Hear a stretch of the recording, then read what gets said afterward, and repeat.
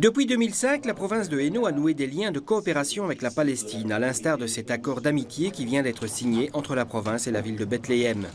Au-delà d'une simple déclaration d'intention, c'est tout un travail de coopération qui s'est tissé au fil du temps, notamment avec la Bethlehem Arab Society for Rehabilitation, le BARS, un hôpital installé depuis 1960 en plein cœur de la deuxième ville sainte du pays.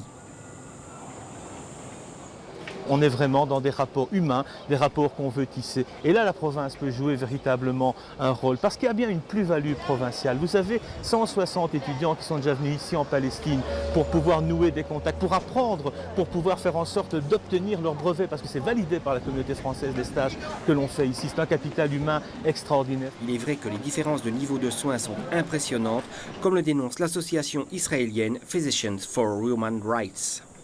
At least from the point of view of health. Du point de vue de la santé, il faut relever le fait qu'il y a une grande différence entre les villes juives qui reçoivent de l'argent du gouvernement israélien, qui investit, notamment dans des infrastructures et dans l'éducation, qui a un impact sur la santé, tandis que les villes arabes ont beaucoup moins. La différence s'accroît sans cesse. Even education that impacts health and so on, while Arab cities get much less and the gaps get bigger and bigger. This is inside Israel. Si on parle des territoires occupés, la politique d'Israël, ce n'est pas de développer la santé des gens, mais de la garder au minimum et de s'assurer qu'ils ont juste de quoi survivre. Pas de se développer, mais juste de survivre. Not to make sure that they get just what they need to survive, not to develop but to survive. Edmund Shehadeh a dédié toute sa vie à cet hôpital. Ce médecin, qui en est aujourd'hui le directeur général, y a commencé comme bénévole dans les années 1960. Ici, on soigne les malades. Chaque malade, sans exception, a un accès à la qualité de santé dans cet hôpital sans aucune discrimination et sans barrière. On traite les handicapés, les gens de tout âge, sans discrimination, ni de religion, ni d'une section politique. On fait des traitements, de révélation pour l'homme handicap en prioritaire, avec une philosophie de regarder l'homme dans sa totalité, d'une approche non seulement médicale, mais sociale, économique, culturelle, pour qu'il acquiert son indépendance totale dans la commune, son insertion. Si l'hôpital est reconnu et qu'il attire des Palestiniens de toute la Cisjordanie, il n'en demeure pas moins qu'il n'est pas toujours facile à atteindre. Les checkpoints, il y en a. Le transfert, ça peut être retardé, mais ils arrivent. Ce qui est beaucoup plus dur des gens qui arrivent de Gaza. Mais des gens qui viennent de la région, ça prend plus de temps. Le checkpoint, ça peut durer plus. Le blocage maximum, ça peut durer 4-5 heures. Mais parfois une journée ou deux. Ça dépend des régions et des villes. Conscient de ces problèmes, le BARS les a pris à bras-le-corps, ayant forgé en Palestine le concept d'intégration des personnes handicapées, comme cette femme aveugle qui est à l'accueil de l'hôpital. Il collabore à 7 centres communautaires à travers le pays. Un centre communautaire, c'est une émanation de la société civile qui a amené les autorités à créer des lieux de rencontre, de convivialité et de culture dans les camps et les municipalités. Puisque les malades et les personnes handicapées ne peuvent que difficilement se rendre à l'hôpital de Bethléem, c'est l'hôpital qui se rend auprès d'eux. L'insertion, il faut avoir beaucoup de partenaires.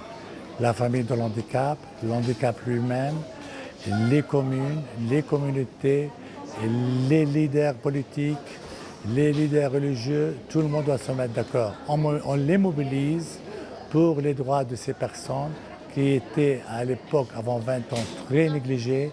Maintenant, ils deviennent, avec tous leurs droits, très indépendants et qui peuvent faire des décisions de leur commune et décident pour eux-mêmes et ne se donnent pas pour eux.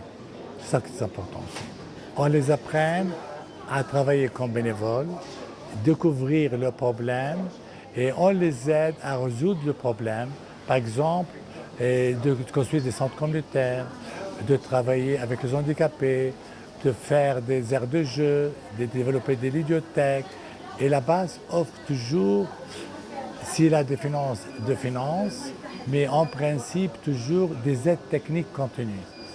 Pour l'enfant, pour le psychosocial, kinésie, orthophonie, aide technique, appareils auditifs, fauteuils roulants, des opérations, de la nourriture, de l'argent. Tout ce qu'on a, on peut faire, on le fait pour la commune et on apprend les gens à lutter pour ça et à influencer la stratégie et la politique du gouvernement envers les personnes handicapées et les démunis.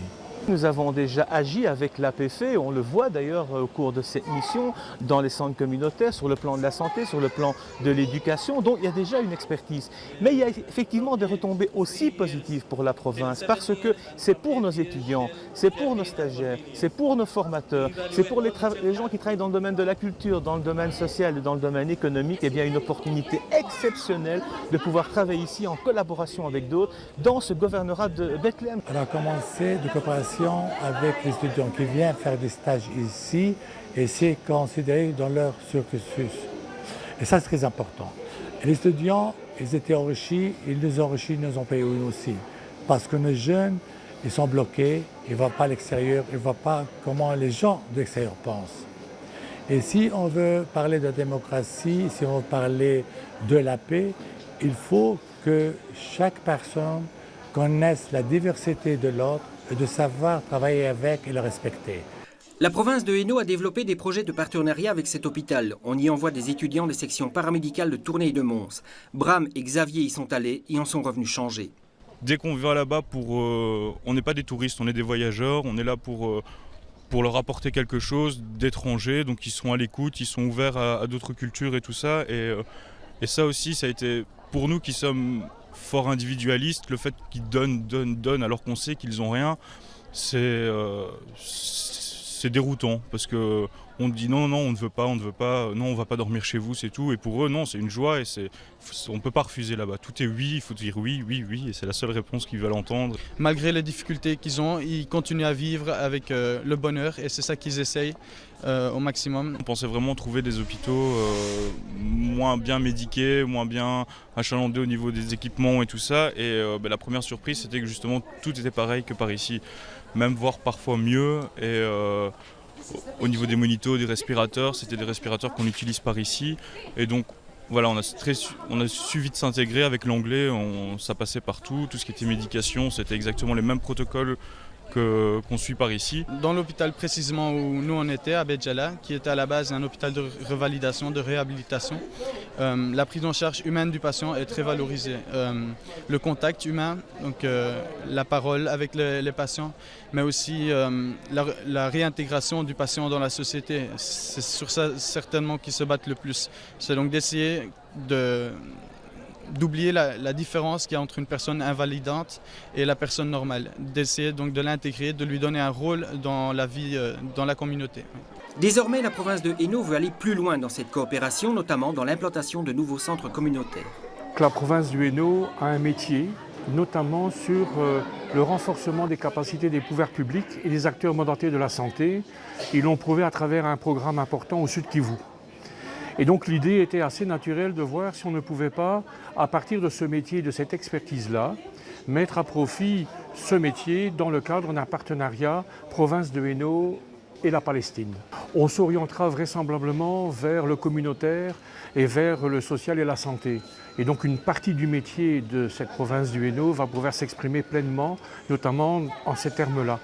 On aura l'occasion à travers les centres communautaires qui sont animés notamment par l'hôpital et le centre de revalidation du Dr Cherdé, de pouvoir vraiment monter un programme de collaboration et de partenariat qui pourra peut-être déboucher plus largement sur un partenariat entre des villes et des communes de Belgique et des villages de Palestine. Les villes énuyères sont prêtes à venir apporter leurs compétences pour permettre aux Basres de continuer à se développer avec un interlocuteur reconnu, Edmund Chad.